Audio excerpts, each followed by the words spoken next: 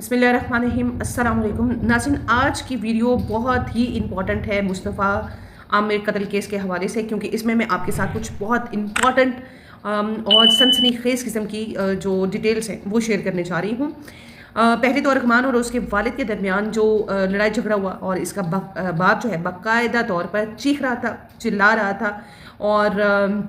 अरगुमान ने जज साहब के सामने जो है वो अपने हवाले से अपने बाप के हवाले से क्या कहा। और दूसरी अहम डेवलपमेंट हुई है इस केस में, अरगुमान ने जज साहब के सामने जो है एक बहुत बड़ा एतराफ़ किया है और पुलिस को एतराफ़ी बयान भी जो है वो रिकॉर्ड करवाया है। वो क्या करने जा रहे हैं, ऐसा लग रहा है कि अरगुमान जो है अब उसकी हिम्मत जो है अब टूटती हुई नज़र आ रही है और इस पर शायद इसके गुनाह का जो बोझ है वो इतना सवार हो गया है कि अब वो सब कुछ जो उसने गलत किया मुस्तफ़ा के साथ अब उसका एतराफ़ करने जा रहा है। और शायद इसमें इसकी अक्लमंदी भी है कि अगर वो एतराफ़ करता है तो शायद इसके वजह से उसको कुछ कंपनसेट किया जाए। ऑल्दो कि ये केस इतना बड़ा है और ना सिर्फ ये कत्ल का केस है, मंशियात भी और तशद्दुद और बाकी चीज़ें इसमें इतनी इन्वॉल्व हैं कि कंपनसेशन तो जो है वो कम ही उसको मिले, लेकिन शायद उसके ज़मीर का जो है बोझ वो शायद हल्का हो जाए। लेकिन इस सब कुछ में वो जो कोशिश जो इसके बाप की तरफ से की जा रही थी, इस पर अरगुमान ने पानी फेर दिया है। अरगुमान के वालिद जो हैं अदालत में बड़ी अजीबो गरीब हरकतें नज़र करते हुए आ रहे हैं। ये केस जब से शुरू हुए हैं तब से ही हम कामरान कुरैशी को एक बड़े अनोखे किरदार में जो है वो नज़र आ रहे हैं और अब यूँ लगता है जैसे इन्हें अब हर तरफ से अब इन पर पाबंदी लगा दी जाएगी अरगुमान के साथ मिलने पर, बात करने पर अदालत में, और अदालत में भी शायद इन पर पाबंदी लगा दी जाए। जब अरगुमान जज साहब के सामने पेश किया जा रहा था तो वहाँ से इसके बाप ने एक बहुत बड़ा ड्रामा क्रिएट किया और आज अरगुमान ने एटीसी के जज के सामने बाकायदा तौर पर अपना एतराफ़ी बयान जो है वो रिकॉर्ड करवाया है और इसने ये बताया है कि इसने पुलिस को भी अपना एतराफ़ी बयान जो है वो रिकॉर्ड करवा दिया है।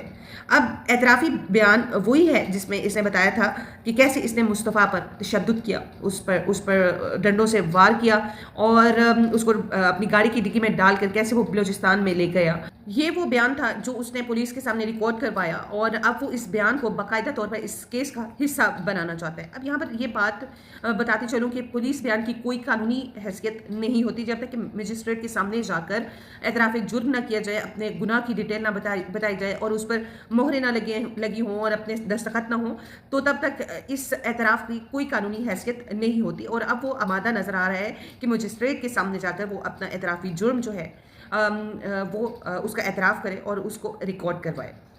ऐसे में अरगुमान के जो वकील हैं वो चिल्ला कर कह रहे हैं कि अरगुमान पर इतना दबाव डाला जा रहा है और इतनी सख्ती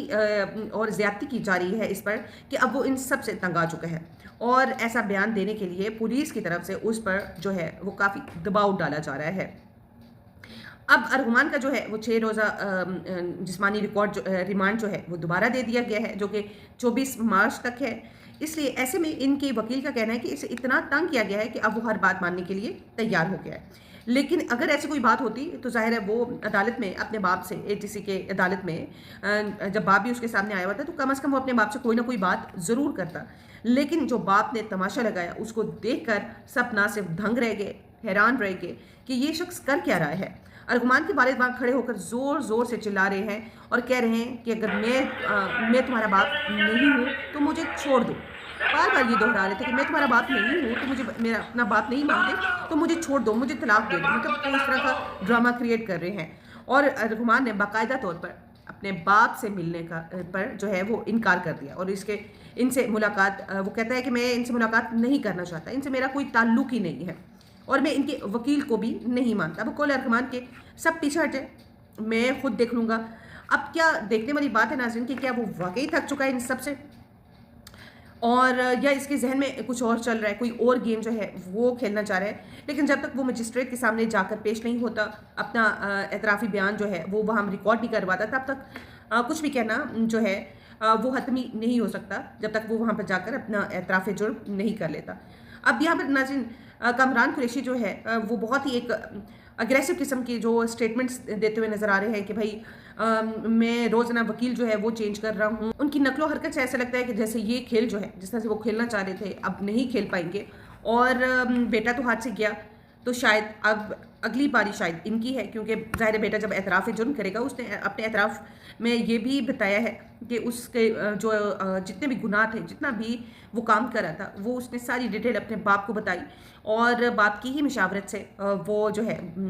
स्कर्दू और लाहौर से स्कर्दू और जहाँ जहाँ पर वो गया, वो बाप की मशावरत से गया, क्योंकि बाप ने कहा यहाँ से फ़ौरन निकलो, मैं तुम्हारा जो कारोबार है वहाँ पर भी